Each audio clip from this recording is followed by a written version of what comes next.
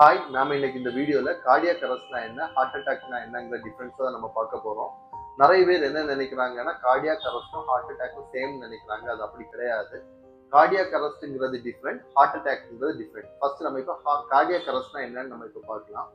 Cardiac அரெஸ்ட்னா ஒரு irregular heart பீட்டை தான் நம்ம வந்து கார்டியாக் அரெஸ்ட்னு சொல்லுவாங்க. அதுல ரெண்டு இது இருக்கும். அதாவது நம்மளோட ஹார்ட் பீட் வந்து ரொம்ப ஹையா துடிச்சுட்டே இருக்கும், அது ஒண்ணு. இன்னொன்னு வந்து ஹார்ட் பீட்ல துடிப்பே இல்லாம இருக்கும், அது ஒண்ணு. மேபி அந்த பர்சனுக்கு ஹை ஹார்ட் ரேட்ல இருக்கும், இல்லைன்னா ரொம்ப ஹார்ட் ரேட் இல்லாமலே இருக்கும். புரியுது? அது ஜீரோ ஹார்ட் ரேட்ல இருக்கும். ஸோ இதுல வந்து டெக்னிக்கல் டேர்மா அவங்க சொல்லுவாங்க என்னன்னா, இந்த ஹை ஹார்ட் ரேட் இருக்கு பாத்தீங்களா, இந்த ஹை ஹார்ட் ரேட் இருக்கிறது தான் ஏட்ரல் ஃபெப்ரிலேஷன். அதே மாதிரி இப்போ இந்த ஹார்ட் பீட்டே இல்லாம இருக்கிறது வந்து என்னன்னா ஏசிஸ்டோல்னு சொல்லுவாங்க.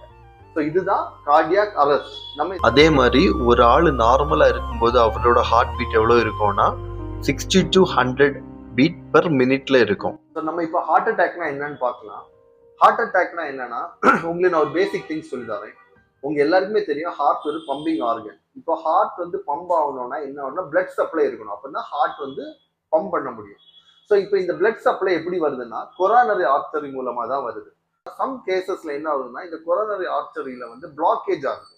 ஸோ இந்த மாதிரி பிளாக்கேஜ் வரும்போது என்ன ஆகுதுன்னா ஹார்ட்டால சரியா பம்ப் பண்ண முடியல. ஏன்னா இப்போ அந்த ஆர்டரியில என்ன ஆகுதுன்னா பிளட் சப்ளை வர இடத்துல சில இடத்துல பிளாக்கேஜ் இருக்கு. பிளாக்கேஜ் இருக்கும்போது பிளட் ஹார்ட் சரியா ரிசீவ் பண்ண முடியல. ஸோ இந்த மாதிரிப்பட்ட சமயத்துல ஏற்படுறது தான் ஹார்ட் அட்டாக். ஸோ இந்த வீடியோ உங்களுக்கு பிடிச்சிருக்கணும்னு நினைக்கிறேன். தேங்க்ஸ் ஃபார் வாட்சிங்.